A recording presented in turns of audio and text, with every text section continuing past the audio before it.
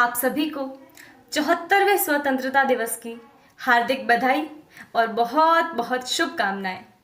मैं सुदेशना देवन राजकीय मीरा कन्या महाविद्यालय उदयपुर की बीए द्वितीय वर्ष की छात्रा हूं। आज का हमारा टॉपिक है भारतीय स्वतंत्रता संग्राम में असंख्य योद्धाओं का योगदान। भारत को आज़ाद कराने में ऐसे कई योद्धा हैं जिनका योगदान कहीं उल्लेखनीय नहीं है, लेकिन उनके छोटे से योगदान से आज हम आज़ाद हैं। गांधी जी, नेहरू जी, केसरी सिंह जी बारट, भगत सिंह जी जैसे योद्धा हमें अच्छे से याद हैं, क्योंकि हम हर वर्ष उन्हें श्रद्धांजलि अर्पित करते हैं। लेकिन ऐसे कई योद्धा हैं जिनके योगदान से आज हम आज़ाद हैं। उम्र भर अज्ञात रहे, करी न कोई कुसंग, डिग्यो नहीं डट्यो रहो, रंग जोरावर रंग। ठाकुर जोरावर सिंह जी बारट एक ऐसे स्वतंत्रता सेनानी जो लॉर्ड हार्डिंग्स बम कांड के मुख्य नेता थे। पंजाब नेशनल बैंक की छत से उन्होंने प्रताप सिंह जी बारट और बसंत कुमार विश्वास के साथ मिलकर लॉर्ड हार्डिंग्स पर बम फेंका था, लेकिन वो बम एक महिला के हाथ से लगकर उसका रुख बदल गया और वो बम लॉर्ड हार्डिंग्स पर नहीं गिर सका और वो बच गया। इसके पश्चात प्रताप सिंह जी बारट और जोरावर सिंह जी बारट वहां से किसी तरह सुरक्षित बच निकले और आकर कोटा बूंदी के बीहड़ के जंगलों में छुप गए। इसके पश्चात अमर शहीद कुंवर प्रताप सिंह जी बारट अंग्रेजी सरकार द्वारा पकड़े गए। जब उन्हें अंग्रेजों ने पकड़ लिया तो उसके पश्चात उन्हें कई प्रताड़नाएं दी गई, उनके साथ कई ऐसा व्यवहार किया गया, उन्हें कई दुख दिए गए कि वो सारी जानकारी अंग्रेजों तक पहुंचा दें। लेकिन प्रताप सिंह जी बारट अपने निर्णय पर अड़े रहे। अपने पिताजी केसरी सिंह जी बारट को याद करके अपने देशभक्ति पर अड़े रहे और उन्होंने अंग्रेजी सरकार तक किसी भी प्रकार की जानकारी नहीं दी और अंत में अंग्रेजी सरकार ने उन्हें दीवार में चुनवा दिया। अगला नाम बेगम हजरत महल। ये अवध के नवाब की पत्नी थी और अवध के नवाब की मृत्यु के बाद इन्होंने अवध का शासनभार संभाला था। 1857 के विद्रोह की ये एक सक्रिय नेता थी। इन्होंने अंग्रेजी सरकार से लड़कर लखनऊ के शासन को अपने अधीन कर लिया था। लखनऊ को इन्होंने अंग्रेजी सरकार से छीन लाया था। ऐसी स्वतंत्रता सेनानी को मेरा शत शत नमन, मेरा कोटि कोटि प्रणाम। मातंगिनी हाजरा, इन्होंने भारत छोड़ो आंदोलन और असहयोग आंदोलन के दौरान भाग लिया था। एक जुलूस के दौरान ये भारतीय झंडे को लेकर आगे चल रही थी और अंग्रेजी पुलिस कर्मियों ने इन पर गोली चलाना शुरू कर दिया। इनके शरीर में 3 गोलियां लगी, लेकिन उसके दौरान भी इन्होंने भारतीय झंडे को हाथ से नहीं छोड़ा और वंदे मातरम का नारा लगाती गई। जब तक शरीर में प्राण रहे इन्होंने ना तो झंडे को छोड़ा और ना वंदे मातरम के स्वर को बंद किया। ऐसी स्वतंत्रता सेनानी को मैं कोटि कोटि प्रणाम करती हूँ। सेनापति बापट स्वतंत्रता संग्राम के एक सक्रिय नेता होने के कारण इन्हें सेनापति की उपाधि दी गई। ये अहिंसा के मार्ग पर चलने वाले एक ऐसे सक्रिय नेता थे जिन्होंने एक अहम भूमिका निभाई। एक आंदोलन के दौरान इन्होंने भारतीय सैनिकों के साथ मिलकर अंग्रेजों पर हमला कर दिया और हिंसा कर दी और इससे इन्हें बहुत दुख पहुंचा और इन्होंने स्वयं को अंग्रेजों के हवाले कर दिया क्योंकि इन्होंने हिंसा की थी। जब ये जेल से छूटकर लौटे तो उसके पश्चात स्वतंत्र भारत में पुणे में इन्हें भारतीय ध्वज फहराने का सम्मान प्राप्त हुआ था। ऐसे कई महान नेता, ऐसे कई महान क्रांतिकारी हैं जिन्होंने अपना योगदान दिया और देश को आज़ाद करवाया। केवल क्रांतिकारी ही नहीं, ऐसे कई लेखक, कई कवि, कई समाचार कारक ऐसे हैं जिनके छोटे छोटे लेख से, कविताओं से लोगों में प्रोत्साहन भरता रहा और लोग देश को आज़ाद करवाने में सजग रहते रहे। भारत की कई नारियां, भारत की कई क्षत्राणियां जिन्होंने अपना योगदान दिया। थारे मनरी बात लाडेसर, मारे सु अजाणी के, जे आख्या में पानी लाऊं, भारत री क्षत्राणी रे, भारत री क्षत्राणी रे।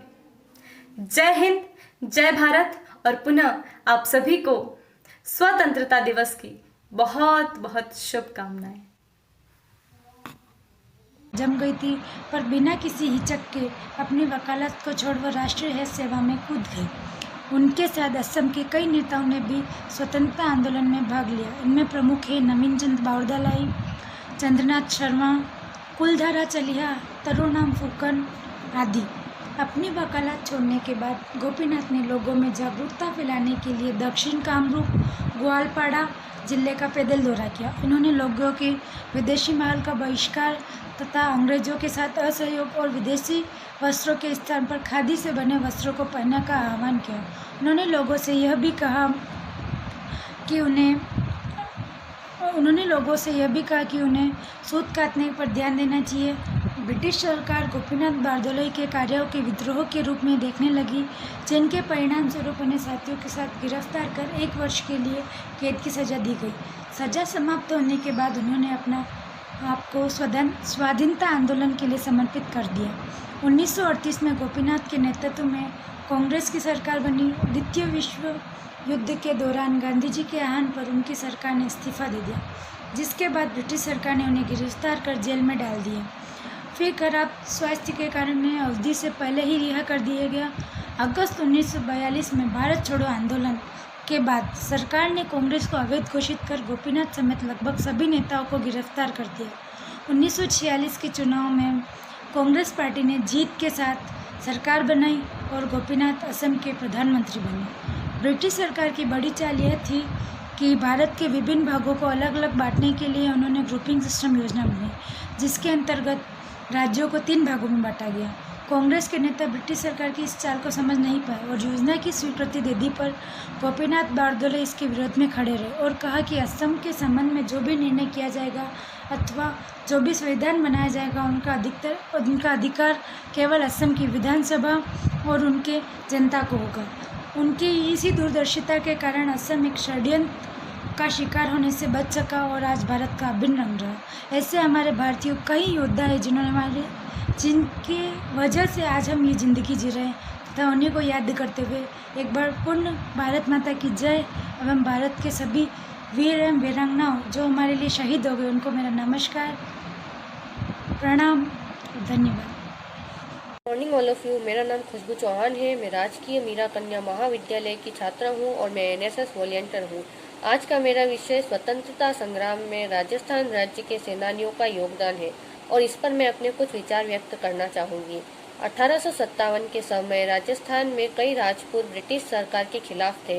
ये ब्रितानियों के शासन से संतुष्ट नहीं थे, जिससे इनके मन में सरकार के खिलाफ क्रांति के बीज उत्पन्न होने लगे। राजस्थान के कई इलाकों में इस विद्रोह की ज्वाला भड़क उठी थी, जिनमें नसीराबाद, नीमच, जोधपुर, मेवाड़, कोटा आदि शामिल थे। इस विद्रोह में अलवर के कई नेताओं ने हिस्सा लिया।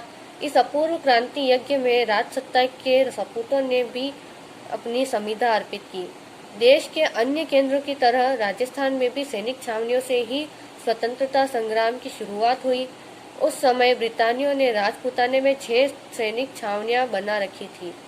इस छावनियों की सहायता से ब्रितानियों ने राजपूताना के लगभग सभी राजाओं को अपने अधीन कर रखा था। राजस्थान में क्रांति का विस्फोट 28 मई 1857 को हुआ। इस दिन दोपहर 2 बजे नसीराबाद में तोप का एक गोला दागकर क्रांतिकारियों ने युद्ध का डंका बजा दिया। संपूर्ण देश में क्रांति की अग्नि प्रज्वलित करने के लिए 31 मई रविवार का दिन तय किया गया, किंतु मेरठ में 10 मई को ही स्वतंत्रता समर का शंख बज गया। धन्यवाद। Good morning all of you. My name is Ruchi Soni. I am student of Government Meera Girls College Udaipur and I am NSS volunteer। और जो आज का हमारा टॉपिक है वह है स्वतंत्रता संग्राम में राजस्थान राज्य के सेनानियों का योगदान। तो आज उन योद्धाओं की बात की जाएगी जिन्होंने देश के लिए स्वतंत्रता संग्राम में अपना योगदान दिया। तो राजस्थान का स्वतंत्रता संग्राम 4 आंदोलन के रूप में चला। पहला किसान आंदोलन, दूसरा जनजातीय आंदोलन, तीसरा क्रांतिकारी आंदोलन व चौथा प्रजामंडल आंदोलन। किसान आंदोलन का नेतृत्व गुर्जर नेता विजय सिंह पथिक ने अपने हाथों में लिया। उनके सहयोगी माणिक्यलाल वर्मा, साधु सीताराम दास, भंवरलाल सुनार और प्रेमचंद भील ने गांव-गांव जाकर किसानों को कहा कि वे वार फंड के लिए चंदा ना दें। राजस्थान की जनजातियों में भीलों में जागृति की विचारधारा फैलाने वालों में सर्वाधिक महत्वपूर्ण नाम था गुरु गोविंद जी का। गोविंद गिरी ने मेवाड़, डूंगरपुर, गुजरात व मालवा आदि क्षेत्रों के भील व घरासियों को संगठित करने का प्रयास किया। राजस्थान में क्रांतिकारी गतिविधियों के जनक ठाकुर केसर सिंह थे। उनका पूरा परिवार ही देश को आज़ादी दिलाने के लिए बंगाल के क्रांतिकारियों संगठनों से जुड़ गया। रास बिहारी बोस तथा सचिंद्र रायफल के सहयोगी विजय सिंह पथिक ने भी उत्तर प्रदेश से राजपूताना में आकर मेवाड़ रियासत को अपनी क्रांतिकारी गतिविधियों का ठिकाना बनाया। प्रजामंडल आंदोलन में जय नारायण व्यास जुड़े। भीलवाड़ा के शाहपुरा कस्बे के ठाकुर केसर सिंह बारहट के पुत्र प्रताप सिंह बारवट ने वास्यक होने से पहले ही मास्टर अमित चंद्र तथा रास बिहारी बोस के साथ क्रांतिकारी गतिविधियां आरंभ की। अब मैं आपको कुछ ऐसे स्वतंत्रता आंदोलन के 5 प्रमुख स्वतंत्रता सेनानियों के नाम बताऊंगी जिन्होंने का योगदान प्रमुख रहा। जय नारायण व्यास, हीरालाल शास्त्री, रघुबर दयाल गोयल, माणिक्यलाल वर्मा तथा बाल मुकुंद बिस्वा राष्ट्रीय आंदोलन में राजस्थान की ओर से संघर्ष करने वाले 5 सर्वप्रमुख स्वतंत्रता सेनानियों में गिने जाते हैं। Thank you. जय हिंद।